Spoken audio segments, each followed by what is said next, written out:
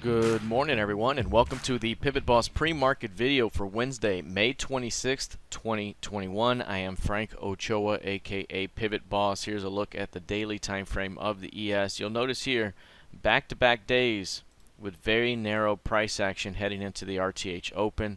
The previous day had a very narrow session as well. Eventually opened the range to the downside before holding right at the previous close. That's kind of what we talked about the day before as a fade after trend day, and that if we reject up here, we could see a pullback to between this previous midpoint and that dot, and we got right to it. But that was about it for the day. No bounce that came afterwards. Instead, it just held the rest of the session in a narrow range. Today, heading into RTH, 25% of ADR, 16.5 points of range right now. Very, very narrow. And this could be early holiday trading here as we head into the holiday extended weekend for Memorial Day here in the US. So we may see further range-bound action. If we come down here to yesterday's low, it may bounce back up. If it comes into the high, we may bounce back down as we trade mostly range-bound with an upward bias. The tendency would be for a melt up into a holiday weekend like this. So we'll see how that plays out. Any failure to hold that 41.75 zone, 41.80 on a closing basis would open up a broader pullback. But as of right now, everything continues to flow to the upside. Taking a look here at the NQ, similar price action, 23% of ADR, whereas the ES is trading 25%, so even smaller range compared to its average. Inside day against yesterday's range. You can see yesterday not much of a pullback at all to speak of. 13.6 held firm, no pullback any deeper than that. Now still sitting at these highs. After that rejection here, it's been a very strong continuation to the upside.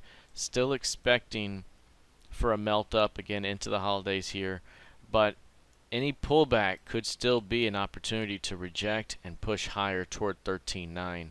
as this market remains bullish so far and remains within that uptrending structure in the near term. Taking a look here at crude oil, this one right now down a little, just hitting new lows for the day. You can see pushing below the previous session's low. Previous session did have almost a perfect doji day at the highs there, and again this market struggles to get going to the upside once it closes above 66s. 66.03 close here, and so far pulling back. Over here it closed above it, pulled back. Over here it just rejected and pulled back. There it closed and pulled back. And then that's just the recent month. If you go back even further, you saw more of that price action over here. That was in March. So this market just has not been able to find acceptance beyond 66s, and right now showing some weakness here in the near term. Do we see another pullback, 63.5 at the very least, which has been kind of the zone here, or do we see something bigger? Remains to be seen.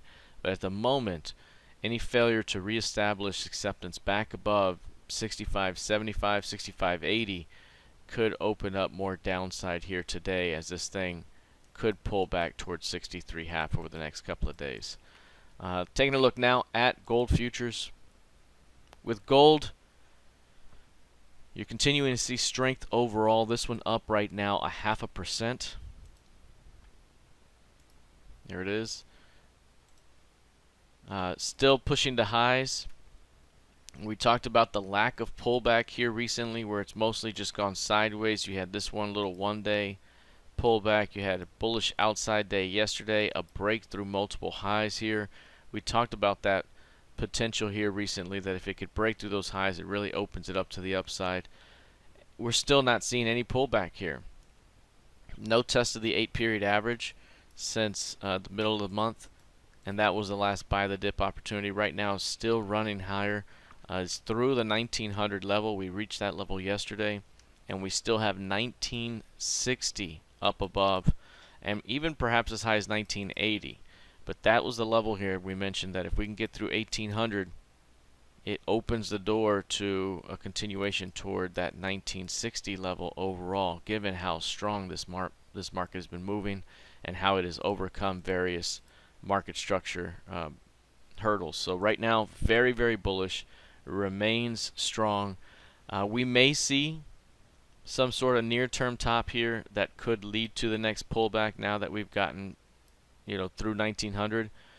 In the near term, 60-minute chart, right now we're starting to see a little bit of a toppy action. But overall, this market remains very bullish right now. But if we see some sort of top here, we may see a little bit of a counter trend that could be the next buy ahead of a continuation toward 1960. All right, that is it for now. We'll see how this plays out the rest of the session. Good luck, trade well, and I'll see you in the trading room. Take care.